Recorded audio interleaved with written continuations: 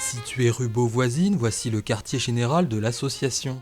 Dans une ambiance de disquaire où s'entassent des milliers de vinyles et de CD, le domicile de Michel Jules sert de point de rendez-vous à Rouen Jazz Action. C'est en 1971 que tout commence, là de faire les allers-retours à la capitale pour profiter des concerts de jazz. Ce collectionneur passionné décide de monter sa propre association avec d'autres amis aussi férus de musique. Nous étions un certain nombre à Rouen à être intéressés par le jazz qui était joué par des musiciens noirs américains qui étaient à Paris depuis 1 ou 2 ans à peu près, et que nous allions voir régulièrement. Puis on s'est aperçu à Paris qu'il y avait beaucoup de Rouennais dans la salle. Donc on s'est dit,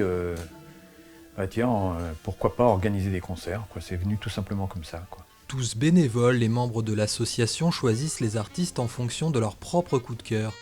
Et c'est toujours avec beaucoup de lucidité qu'ils mettent la lumière sur des musiciens montants de la scène jazz, proposant ainsi une programmation très variée. On fait des concerts pour des artistes qui nous font relever la nuit, je dirais, quoi. Donc vraiment des gens qui nous passionnent.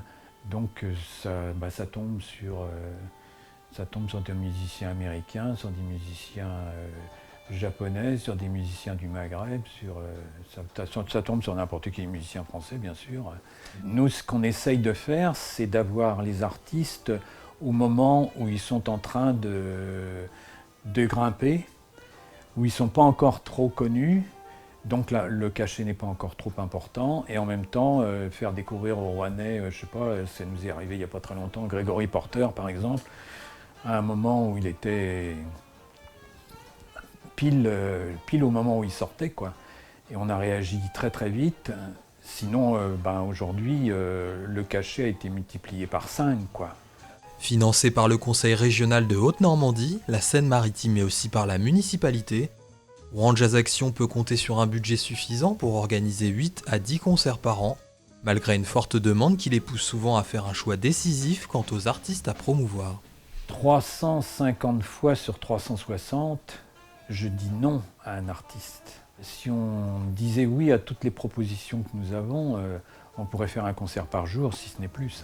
Rouen Jazz Action organise la plupart de ses concerts au Hangar 23, berceau normand de la musique du monde. En coulisses, on se prépare déjà pour la venue de Joshua Redman le 17 mars prochain dans la salle rouennaise.